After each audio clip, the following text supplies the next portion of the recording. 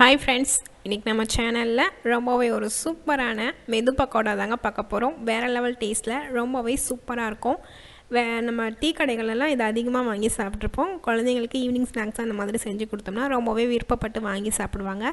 வாங்க இந்த மெது பக்கோடா இப்போ நம்ம எப்படி செய்யறதுன்னு பார்க்கலாம்.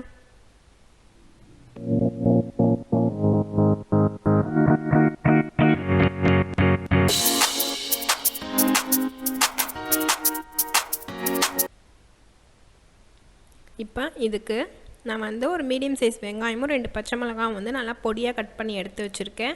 இப்போ அதை நம்ம உள்ளே சேர்த்துக்கலாம். இப்போ இதில் பொடியாக கட் பண்ண ஒரு இஞ்சி துண்டு நான் உள்ளே சேர்த்துருக்கேன். இப்போ இதில் ஜீரகம் சோம்பு ஒரு ஸ்பூன் போல் சேர்த்துருக்கேன். இப்போ இதில் கருவேப்பிலை மல்லி இலைகளையும் பொடியாக கட் பண்ணிவிட்டு ஆட் பண்ணியிருக்கேன். இப்போ இதில் தேவையான அளவு உப்பையும் நம்ம உள்ளே சேர்த்துக்கலாம். இப்போ இதில் ஒரு அரை ஸ்பூன் போல் மிளகாய்த்தூள் நம்ம உள்ளே சேர்த்துக்கலாம்.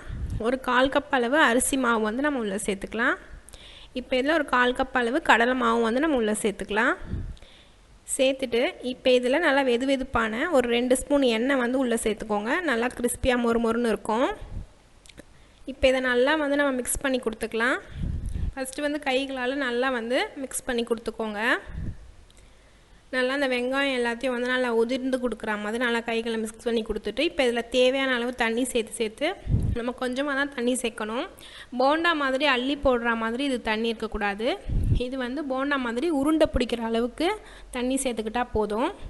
ஆல்ரெடி ஆனியனும் நமக்கு தண்ணி விடுற மாதிரி இருக்கும்.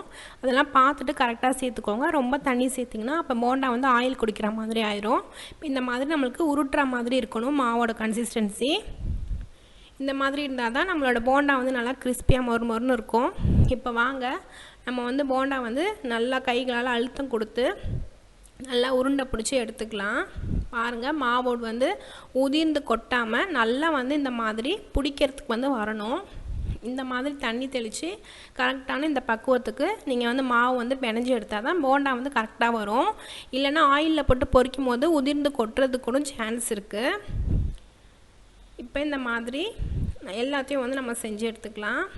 பாருங்கள் எந்த அளவுக்கு சூப்பராக இருக்குன்னு. இப்போ இந்த மாதிரி நம்ம எல்லாத்தையும் செஞ்சு எடுத்துகிட்டு இப்போ இதை நம்ம ஆயிலில் பொரிச்சு எடுக்கணும்.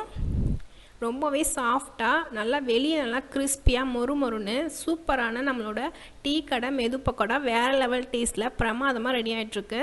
இப்போ வாங்க நம்ம இதை நம்ம ஆயிலில் போட்டு பொரிச்சு எடுத்துக்கலாம். இப்போ ஒவ்வொரு உருண்டைகளாக நம்ம ஆயிலில் சேர்த்துக்கலாம். இப்போ ஆயிலில் சேர்க்கும் போது நல்லா ஒரு ஹை ஃப்ளேமில் வச்சுட்டு சேருங்க. ஏன்னா லோ ஃப்ளேமில் இருந்துச்சுன்னா எண்ணெய் குடிக்கும். அது சமயம் இல்லாமல் நல்லா வேகாத மாதிரி சாஃப்டாகி அந்த பால்ஸ்லாம் உடையிற மாதிரி ஆகிடும்.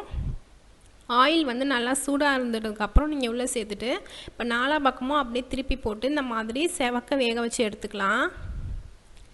இப்போ இந்த மாதிரி 4 பக்கமும் கலந்து கொடுத்து அப்படி மெதுவாக கலந்து கொடுத்துக்கோங்க. ரொம்ப ஒன்றோட ஒன்று சேராத மாதிரி பார்த்து வேக வச்சுக்கோங்க. ஒன்றோட ஒன்று சேர்ந்தால் கூட அந்த இது உடையிறதுக்கு சான்ஸ் இருக்குது. இப்போ இந்த மாதிரி நல்லா வேக வச்சிங்கன்னா உள்ளே நல்லா சாஃப்டாகவும் வெளியே நல்லா கிறிஸ்பியாகவும் நல்லா மொறு நம்மளுக்கு மெது பக்கோடா சூப்பராக ரெடியாகி வந்திருக்கு. பாருங்கள் எந்த அளவுக்கு சூப்பராக இருக்குன்னு. இப்போ இதை அப்படியே டீ காஃபிங்களோட நம்ம சர்வ் பண்ணும்போது வேறு லெவல் டேஸ்ட்டில் நல்லா பிரமாதமாக இருக்கும். இப்போ இதை அப்படியே நம்ம ஒரு பிளேட்டுக்கு மாற்றி சர்வ் பண்ணிக்கலாம். அவ்வளோதான் நம்மளோட சூப்பரான மெது பக்கோடா வேறு லெவல் டேஸ்ட்டில் பிரமாதமாக ரெடி ஆகிடுச்சு. நீங்களும் உங்கள் வீட்டில் இந்த மாதிரி ரெசிபியை ட்ரை பண்ணி பார்த்துட்டு எப்படி இருந்துச்சுன்னு சொல்லி மறக்காமல் கமெண்ட்டில் சொல்லுங்கள். இந்த ரெசிபி பிடிச்சிருந்தா மறக்காமல் நம்ம சேனலை சப்ஸ்கிரைப் பண்ணி வச்சு பார்த்துக்கோங்க. இதே மாதிரி நான் உங்களை அடுத்த ஒரு இன்ட்ரெஸ்டிங்கான ரெசிபியோட நான் உங்களை பார்க்குறேன். தேங்க்ஸ் ஃபார் வாட்சிங்.